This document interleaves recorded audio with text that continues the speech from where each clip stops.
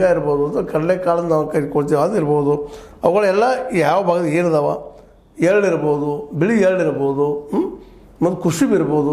ಇವೆಲ್ಲದರ ಮೂಲಕ ನಾವು ಎಣ್ಣೆ ಸಾಕಷ್ಟು ಬೆಳೆಯಂಗಿತ್ತು. ಬಟ್ ಇವತ್ತು ನಾವೆಲ್ಲ ಕಡೆ ಕಬ್ಬು ಬೆಳೆಯೋದ್ರಿಂದಾಗಿ ಈ ಬೆಳೆಗಳೆಲ್ಲ ನಾಶ ಆಗಿಬಿಟ್ಟು. ಯಾಕಂದ್ರೆ ಅದು ಮಾರ್ಕೆಟ್ ಒಂದು ಆಗಬೇಕಲ್ರಿ. ಇಲ್ಲಿ ಭಾಳ ದೊಡ್ಡ ಸಮಸ್ಯೆ ಮಾರ್ಕೆಟ್ ಇದು.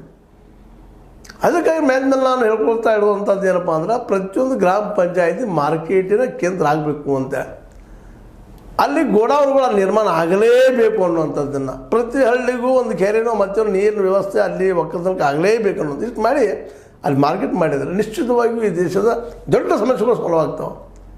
ಇದು ಯಾಕೆ ನೀವು ಓಪನ್ ಆಗಿ ಡಿಸ್ಕಷನ್ ಮಾಡ್ತಿಲ್ಲ? ಸರ್ಕಾರ ಮಾಡ್ತಾಯಿದ್ದು ಭಾಳ ಖುಷಿಯಾಗಿದೆ. ಇದು ಎಣ್ಣೆ ಹೌದು, ಅದು ಗಾಂಧಿ ಹೇಳಿದಾನ, ಎಣ್ಣೆ ಹತ್ತಿದ ಬಟ್ಟೆ ತಯಾರಿಗೆ ನಮ್ಮಲ್ಲೇ ಉದ್ಯೋಗ, ದೊಡ್ಡ ಉದ್ಯೋಗ ಬೆಳೀತಿದ್ದು ನಮ್ಮಲ್ಲೇ. ಅದನ್ನು ನಾವು ಯಂತ್ರೀಕರಣ ಮಾಡಿ ಇವತ್ತು ಏನು ಮಾಡಿಬಿಟ್ಟಿವಪ್ಪ ಅಂತಂದ್ರೆ ಅದನ್ನು ಬಿಟ್ಬಿಟ್ಟಿವಿ, ಇವತ್ತು ಮರೆತು ಬಿಟ್ಟಿವಿ.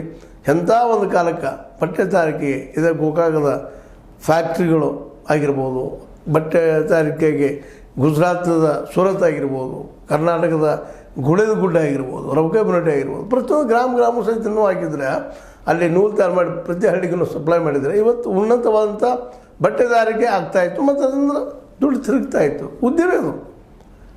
ಅದೇ ಕಾಲಕ್ಕೆ ಅಗ್ರಿಕಲ್ಚರ್ ಬಡಿತನ ಆಗಿರ್ಬೋದು, ಕುಂಬಾರಿಕೆ ಇವತ್ತು ನಾವು ಲಾಸ್ ಸ್ವಲ್ಪ ಇವತ್ತು ಪ್ಲಾಸ್ಟಿಕ್ ಬಂದ್ರೆ ಭಾಳ ಚೆನ್ನಾಗಿ ಆಗ್ತದೆ, ಅದು ಡ್ಯೂರೇಬಲ್ ಅಲ್ಲ ಅಂತ ಅನ್ಬೋದು. ಬಟ್ ಕುಂಬಾರಿಕೆ ಅದನ್ನು ಪ್ಲಾಸ್ಟಿಕ್ ರೂಪದಲ್ಲಿ ಮಾಡಿಸುವಂಥ ಕೆಲಸ ಆಗಬೇಕಾಗಿತ್ತು. ಆದರೆ ಏನಾಗ್ತದೆ, ಸಣ್ಣ ಬಂಡವಾಳ ಹುಡ್ಕೊಂಡಂಥ ಈ ಬಂಡವಾಳಿಗರು, ಪಾಪ ದುಡ್ಡು ಹಾಕಿದ ಬಂಡವಾಳಿಗರಿಗೆ ಮಾರ್ಕೆಟ್ ಆಗಂಗಿಲ್ಲ ಅನ್ನುವಂಥದ್ದು. ಈಗೇನು ದೊಡ್ಡ ಫ್ಯಾಕ್ಟ್ರಿಗಳು ಕ್ವಾಲಿಟಿ ಚೆನ್ನಾಗಿ ಮಾಡಿರ್ತಾರೆ, ಅವು ಮೇಲೆ ಅದರದ್ದು ಏನಪ್ಪ ಅಂದ್ರೆ ಒಂದು